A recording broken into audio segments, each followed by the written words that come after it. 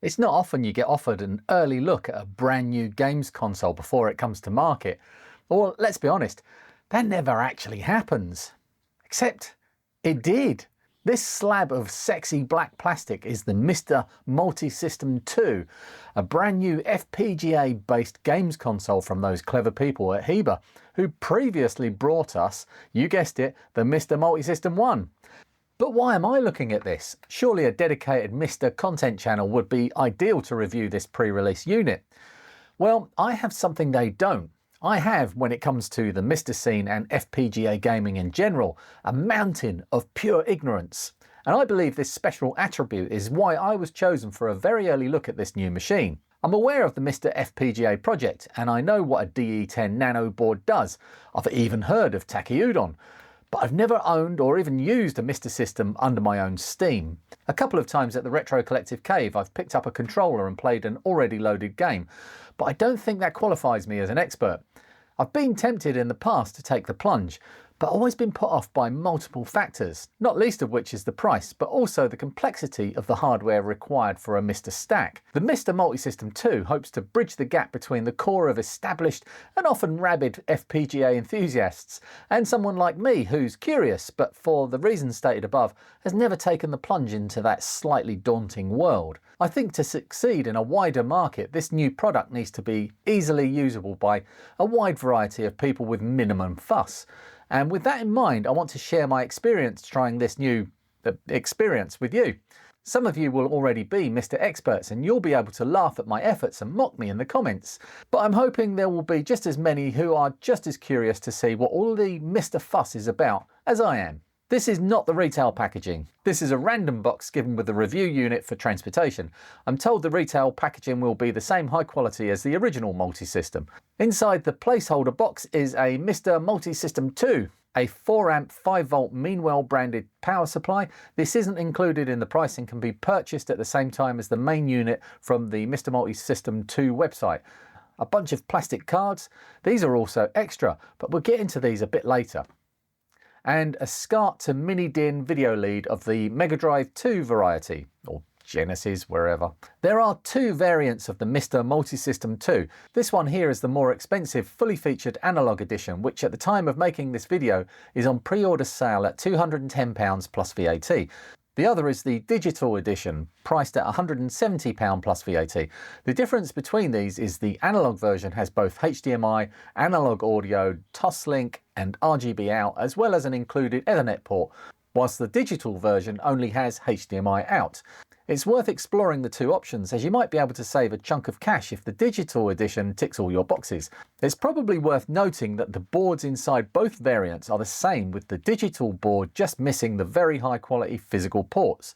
It would be possible to add these later, but also worth noting that these are 10-layer boards, and soldering to these puppies, why would you solder to a puppy? That's horrible.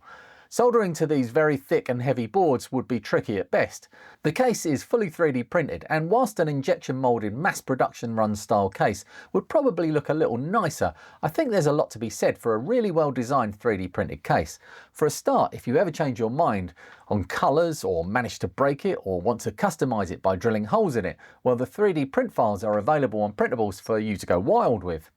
As I said at the start, I know nothing about the MiSTer hardware, the ecosystem or any of it. I've always had a distant curiosity and have kept up with some of the headline events, but I've never been tempted to take the plunge. And as I look around this unit, I can understand some of what's going on here, but I can't tell you what everything is with any kind of authority. So I'm going to plug it in and see what happens. Can a total noob use this out of the box?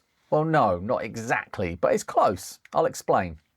If you buy a DE10 Nano board from one of the three usual suspects, what you get is just a hardware development board that won't do anything very much if you plug it into power and a display. It needs software to run, but we'll get to that side of it in a minute. It also, to be fully useful as a games machine, needs hardware added to it in the so-called stack.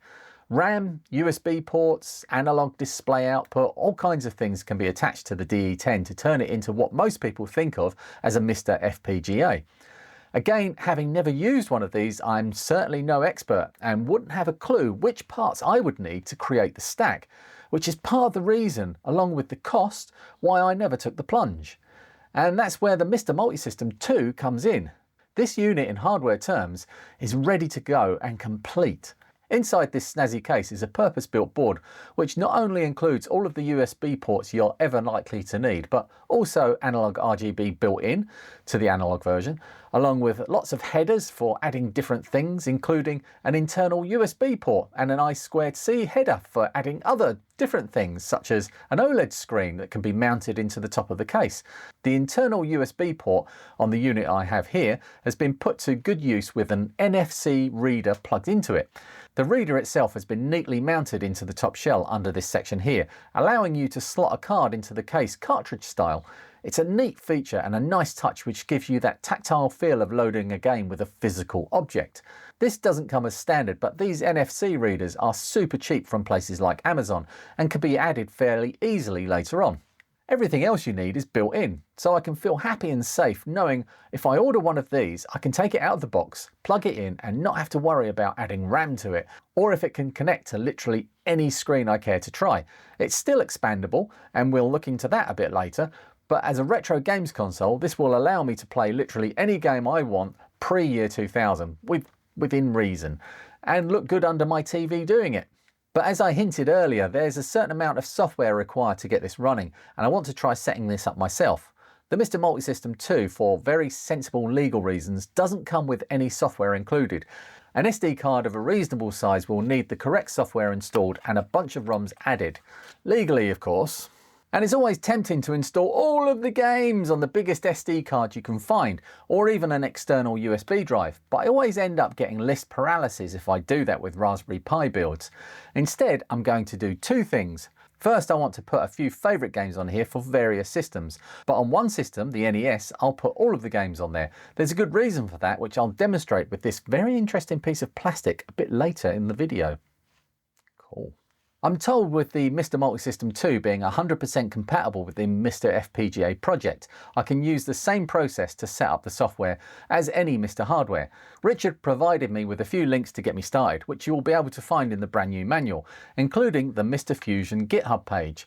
And I would suggest, if you would like to see how that's done, go and watch one of the bazillion videos out there already on the subject. For now, I'll skip to the bit where the software is installed and I've run the update all script. It's really not that scary, and updated all of the required cores and copied across all of my games. And as a noob-friendly plug-and-play process, it wasn't bad. I think just about anyone with basic Google Foo knowledge will be able to work out how to get to this stage without too many headaches. And let's not forget, there are plenty of people in this massive community to ask if you do get stuck. It wasn't all plain sailing for me. I did have a few problems working out how this machine handles different displays, which leads me to pretty much the only negative thing I could say about this. Bearing in mind this is a machine built to be plugged and played, the big problem with that is there are just so many variables. I don't think it's actually possible to have a truly plug-and-play system for multiple platforms playing multiple games using multiple different control schemes. The setup and key mapping for a Sega Master System is just going to be different to an Amiga or Dodonpachi Arcade or a light gun PSX game using a Sinden. To be fair, many of these do use very similar schemes, and most of the time this won't be a problem. On a basic level, plugging this into a HDMI screen and plugging in a USB Xbox pad works fine. It really does cover just about everything, and if the controls are a little funky for certain games, you can easily change those on the fly. But I did have a few problems during setup with certain HDMI screens. On my bench PC HDMI monitors, I found some weird glitching happening, but that went away once the games were running. But then I also had some dropouts where the image would just disappear for a few seconds. This also happened on my main living room big telly Samsung. And after a bit of digging around in the docks, I found there are a set of 4 dip switches under this cover to isolate different HDMI signals that can cause problems. This is something the standard DE10 rocking MiSTer setups struggle with too, and to fix this, enterprise and community members came up with inline dongles to plug into the HDMI port to isolate these same signals. Richard from Heber had the forethought to design these into the board to save that hassle. I fiddled with the switches and found that turning these ones off, which isolate the SCL and HPD signals, fixed the issue for me. So my final thought on the plug and play aspect of this machine is the hardware really is, but it also has the capability to be adapted and adjusted to suit different requirements. And the software is a tricky one to quantify because there are all those pesky variables with the added complication of licensing and legal hoops to jump through. Everything is a compromise, but I think they made the right ones. If you want something that springs to life and just plays games, then a Famiclone might be the thing you need. But if you want the power and flexibility along with really good convenience and style, then the MiSTer Multisystem 2 is really the only choice. Before I get to playing, let's look at controllers. The first thing I plugged into this system was my trusty Xbox 360 USB pad. This has served me well for many years and does just work fine, but I didn't feel it was really well suited to what I wanted to do. The D-pad is a bit spongy and the buttons are not as snappy as you might want when playing 8 and 16-bit games. So I had a search around and the 8-bit DO SN30 seems to be a popular choice. I snagged a USB version on CEX for £21 delivered, and once that arrived I plugged it in and it felt like the system was transformed. The controls are excellent and the feel is exactly what I was hoping for. It's also useful that the menu system is set up for this type of button layout. Controllers are something of a complicating factor when deciding how best to interface with these old games. An Xbox pad will just do, and a modern 8-bit DO in various shapes and sizes will do even better. But I've always felt when playing old games, a big part of the nostalgia comes at the point where your hands meet the hardware. For instance, I can play Manic Miner on just about any controller or keyboard through an emulator, and it'll be fine. But it won't feel the same as when I first played on a rubber-keyed ZX Spectrum back in 1983. And whilst I didn't ever own a Sega Master System during its heyday, I know when I'm playing one of that system's games using a Switch Pro controller, I won't be getting the full experience. It's not important to everyone, but it's important to me. And for a long time, there have been lots of ways of connecting legacy controller hardware to modern machines, with USB converters being a reasonable and simple way to go about this. And with the MiSTer FPGA project, you have the neat SNAC adapter using the serial port that isn't really a USB port. This has always appealed to me as the adapters are pretty easy to make, with some of the controllers needing an inline level shifter board to accommodate different voltage levels. Okay, it's not that neat, but it is pretty cheap, and you can make your own. So what about the MiSTer Multisystem 2? How can I connect a Nintendo 64 original controller so I can play Mario Kart the way it was meant to be played? Well, sadly, the SNAC serial USB port thing is not present on this system. But it's not all bad news. This port at the front here, under this nifty sliding hatch, is an expansion cartridge slot, intended for modular upgrades and enhancements. I'm totally reading the shop listing right now. And into this you can plug all kinds of wonderful things. We'll start with controllers. Think of a system that's supported by the MiSTer FPGA project, and you can almost certainly find a SNAC cartridge to plug into here. And not only that, most of them come with multiple controller ports, not just the one. So multiplayer couch games are definitely going to feature. The PlayStation 1 SNAC cartridge has 2 ports, the N64 has 4, and the PC Engine has a mind-boggling 5. Bomberman, anyone? As well as controller ports, you can add analog video out ports such as Composite and S-Video, allowing you to connect this machine to some really old and horrible CRT displays, if that's your thing. Another option is the Pi MMS, which basically allows you to plug a Raspberry Pi into the top of your MiSTer Multisystem 1 or 2. This can give you Roland MT32 emulation for all kinds of different systems. I'll be using this to play the Monkey Island opening theme music how it was meant to be played.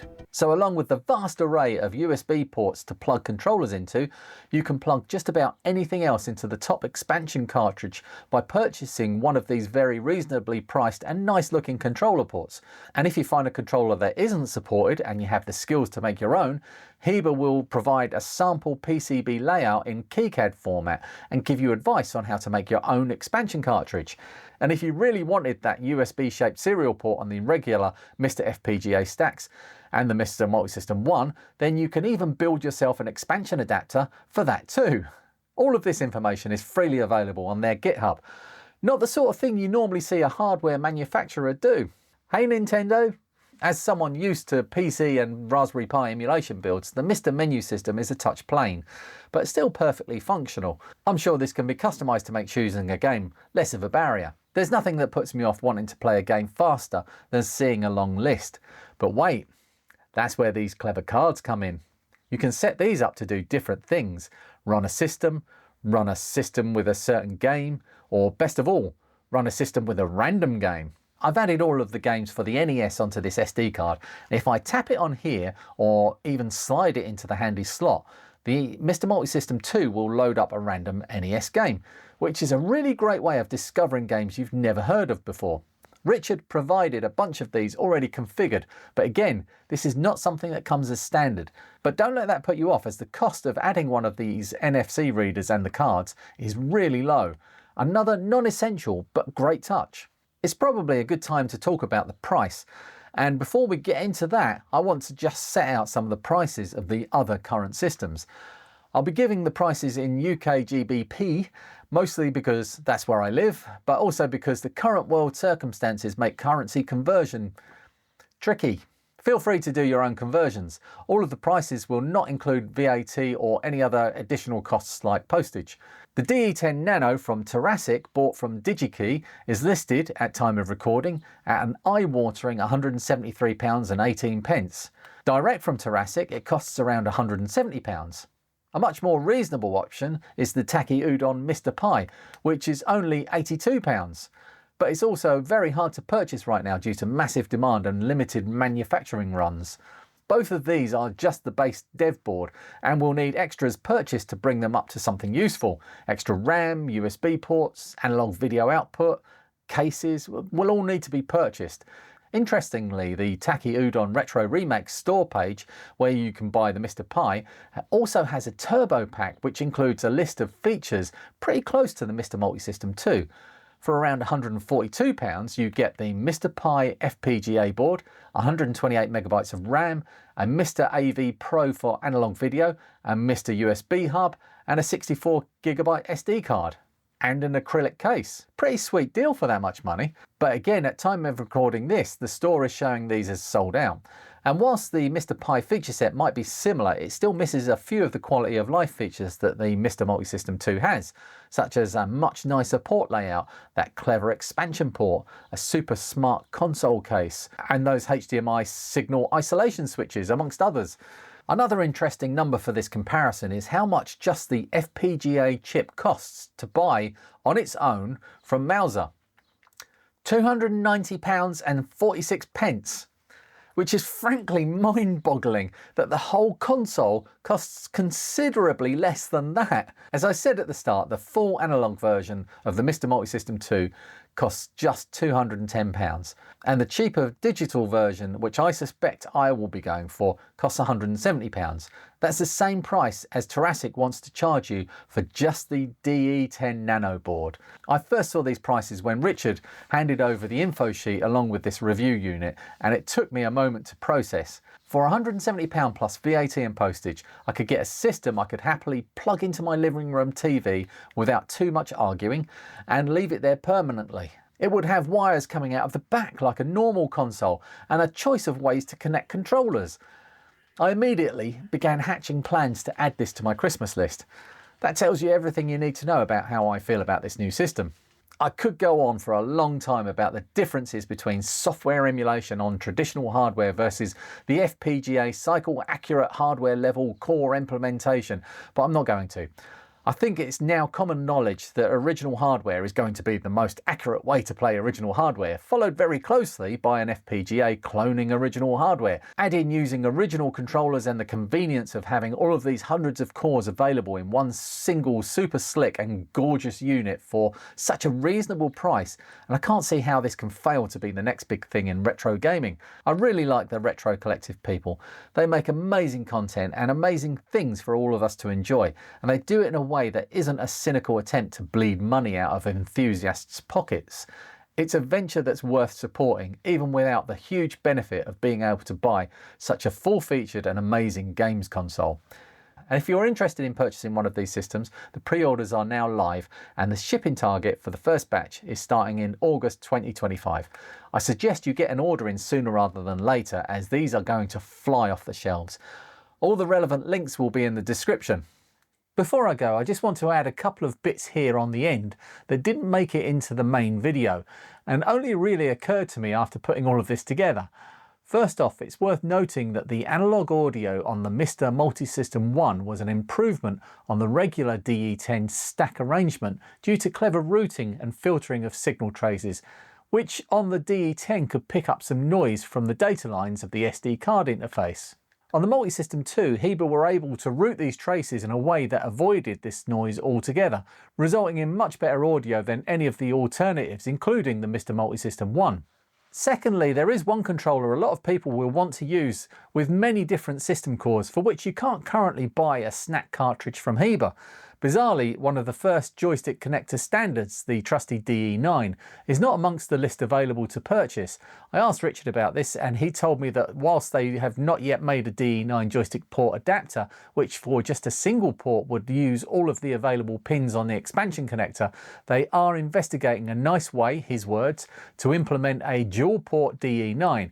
And if that's not possible in the current FPGA framework, they'll make a single port version of the SNAC cartridge.